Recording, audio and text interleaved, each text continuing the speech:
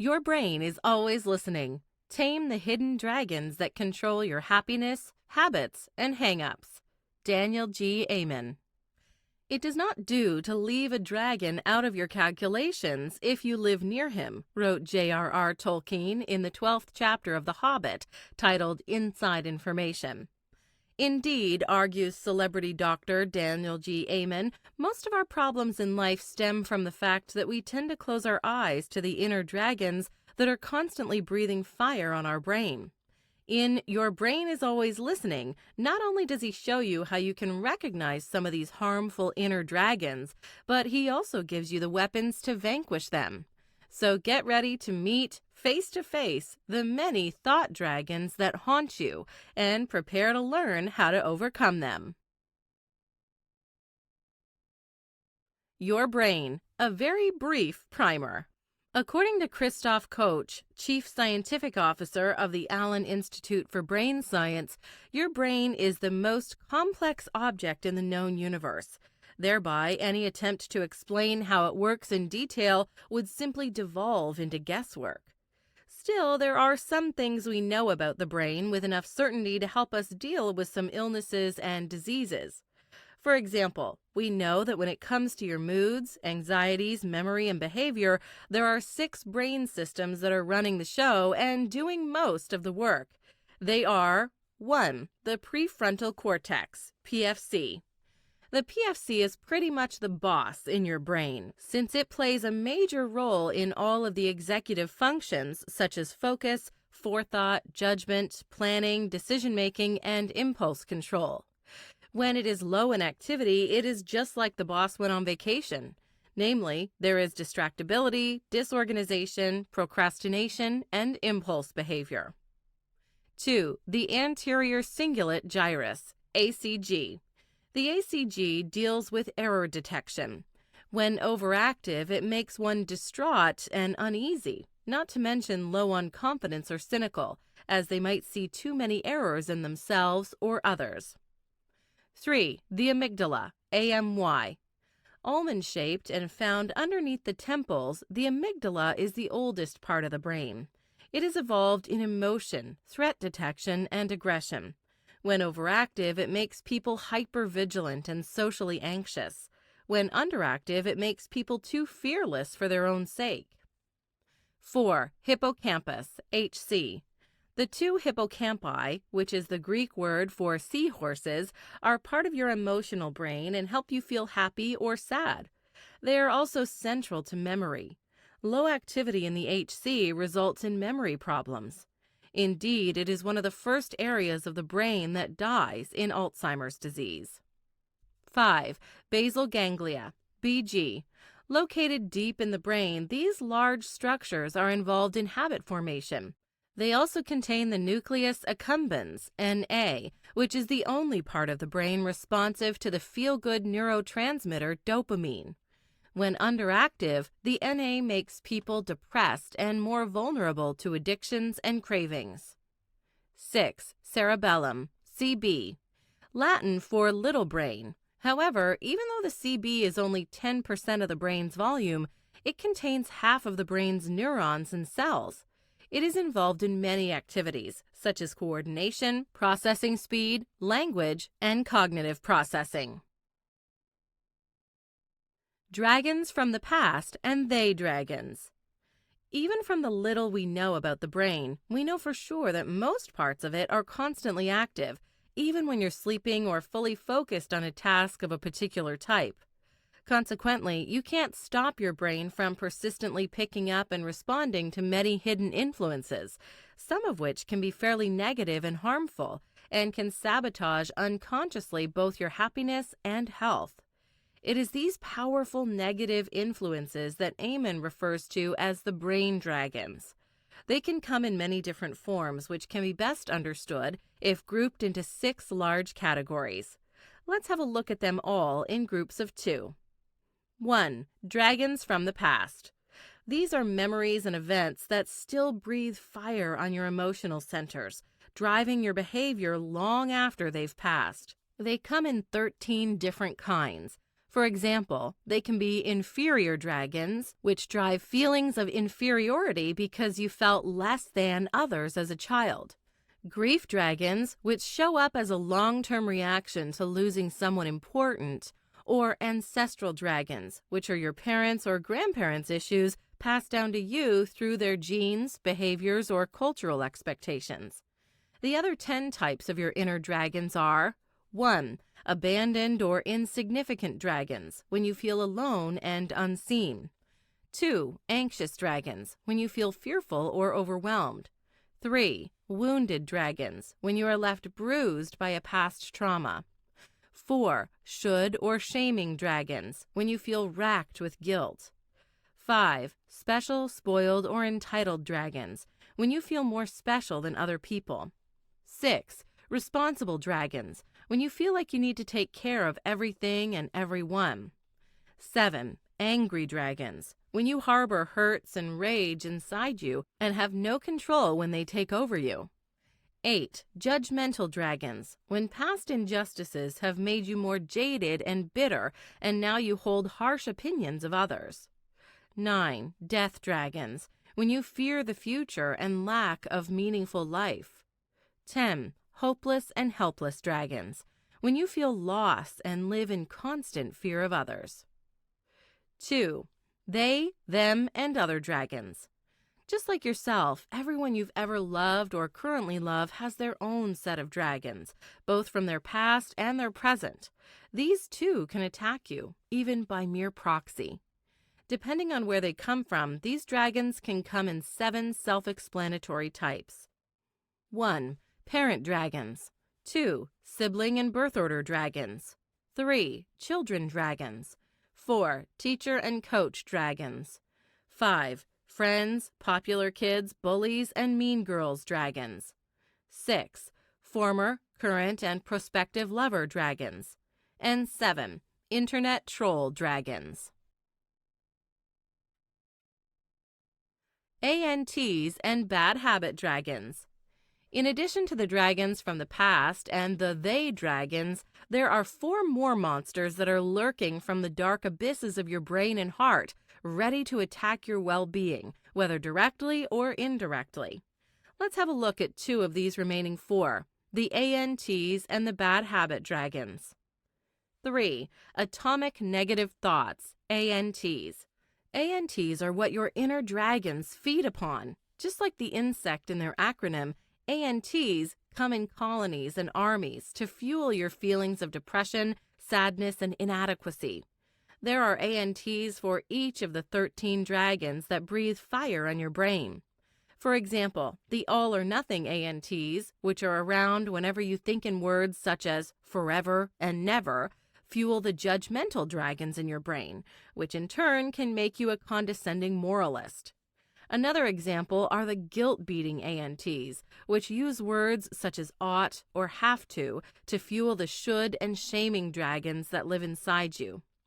Too many guilt-beating ANTs and the should dragons, which are usually born in a culture of guilt and triggered by disapproval from someone you care about, can puff your brain into distress, submissiveness, and even self-harmful behaviors. The other 7 types of ANTs are the following. 1. Less than ANTs. Fueled by comparison, these are the ANTs that feed the inferior dragons, which in turn make you see yourself as less than others. 2. Just the bad ANTs. These ANTs only see the bad in a situation and ignore anything good. Thereby, they give food to all those hopeless, ancestral, and death dragons inside you. 3. Labeling ANTs. Whenever you label yourself or someone else with a negative term, you are allowing your should, shaming, or judgmental dragons to take over. 4. Fortune-telling ANTs. These ANTs predict the worst possible outcome for a situation with little or no evidence for it. They fuel anxious, wounded, hopeless, and helpless dragons. 5. Mind-reading ANTs. Believing you know what other people are thinking, even though they haven't told you, is just another way to awaken the abandoned, invisible, inferior, and anxious dragons from their sleep. 6. If only and I'll be happy when ANTs. These are the ANTs of regret and yearning, the ones arguing with the past and longing for the future. They fuel all kinds of dragons, from the inferior and anxious ones to the wounded, judgmental, and grief dragons. 7. Blaming ANTs. Blaming someone else for your problems is the first and most devastating hallmark of self-sabotage. Even though the blaming ANTs originate with special, spoiled, entitled, or judgmental dragons, ancestral dragons too often come to feed on them. 4. Bad habit dragons. When your inner dragon tamer is weak, you are likely to lose control over an inner dragon or two. Nourished by all kinds of ANTs, these dragons then become so powerful that they evolve into a vicious next-level creature, the bad habit dragons, BHDs. There are 10 bad habit dragons. 1. Saying yes when you should say no, BHD. 2. Automatic no or arguing, BHD. 3. Interrupting, no filter, BHD. 4. Trouble with the truth, BHD. 5. Distracted, obsessive, and multitasking, BHD. 6. Procrastinating, I'll do it tomorrow, BHD. 7. Disorganized, BHD. 8. Let's have a problem, BHD. 9. Overeating, BHD. And 10. Oblivious, BHD. To beat a bad habit dragon, you need to identify the triggers that awaken it and discover the rewards it preys upon. The only thing you need to do next is concoct another way to get the same benefit without stirring the dragon in the meantime. Scheming dragons and addicted dragons. The last two of the monsters that prey upon your well-being, that is to say, the powerful negative influences that sabotage your health and happiness, come in another direct or indirect pair. Namely, whereas the addicted dragons are the final phase of evolution of your inner dragons, the scheming dragons are external creatures that can attack you when you are least prepared. But let's say a word or two about each of the groups. 5. Scheming dragons. Even if you find a way to tame all your inner dragons from the past, the scheming dragons that fly around you will still find a way to assault you. They are everywhere, says Eamon, trying to make money off your impulses and primal urges, not caring whether they stir some of your ANTs or directly fuel your bad habit dragons. Of course, we're talking about all those advertisers, news feeds, social media sites, and the gadgets in your pocket that steal your mind and money. Generally speaking, there are 5 great scheming dragons. 1. Food pusher dragons. 2. Substance and toxin pusher dragons. 3. Digital dragons. 4. Contact sports dragons. And 5. Holiday dragons. To outfox the scheming dragons, always check the message and look past the messenger. In other words, don't let an influencer or a celebrity fool you. They are just a way for the scheming dragon to take hold of you. An even better way is to limit exposure to scheming dragons by setting limits on your social media usage and news consumption, and by muting and blocking all ads that come your way. 6. Addicted dragons. With the help of a few scheming dragons, your bad habit dragons, which, as we said, are usually an advanced form of your dragons from the past, can evolve into an even more destructive type, the addicted dragons. Addictions, as you know full well, aren't just bad habits, but repetitive behaviors that directly damage your health, wealth, or relationships. Consequently, you can't fight an addicted dragon the way you fight a bad habit one. You need much more than a simple switch of a routine. In the opinion of Eamon, you need the 12-step program used by Alcoholics Anonymous and similar organizations, because they address all 4 systems of your mental health: the biological, psychological, social, and spiritual. The dragon tamer inside you. Unless you recognize and redirect all the powerful negative influences in your life, writes Eamon, they can steal your happiness, damage your relationships, pilfer your health, rob your ability to cope with stress, like the coronavirus pandemic, and limit your destiny. The good news is that once you become aware and tame these dragons and eliminate the ANTs, you can break bad habits, shut down self-defeating thoughts, shore up your capacity to cope with uncertainty, reduce your vulnerability to schemers, and heal addictions. In fact, taming your dragons is essential for good mental health because when they control your brain, your entire life suffers. But that only begs the question, how do you tame a dragon?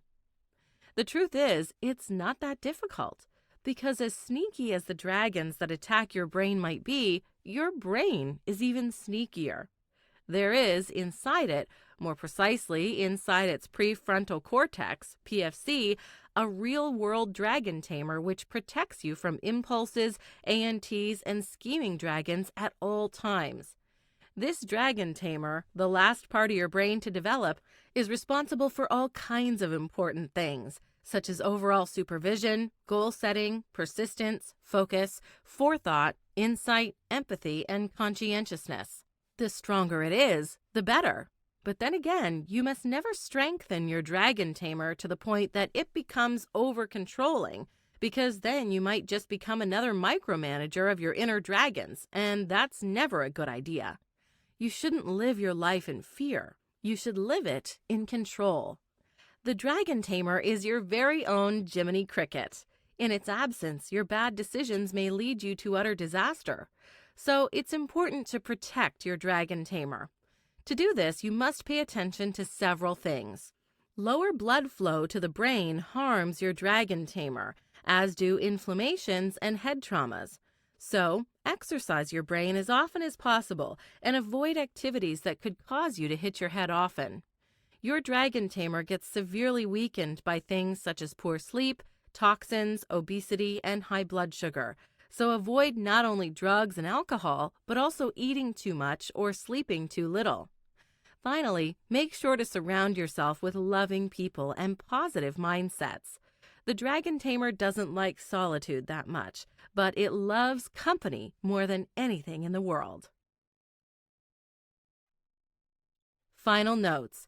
When firmly rooted in science, your brain is always listening still reads as a modern fairy tale, and oftentimes one so simple that can be read to little children with very few alterations. In other words, Daniel G. Amen tries to achieve here precisely what all great popularizers of science should, to explain complex concepts in a way that a 10-year-old would be able to understand. The fact that some of the information is also useful and has practical value is a bonus, not the main point of the book.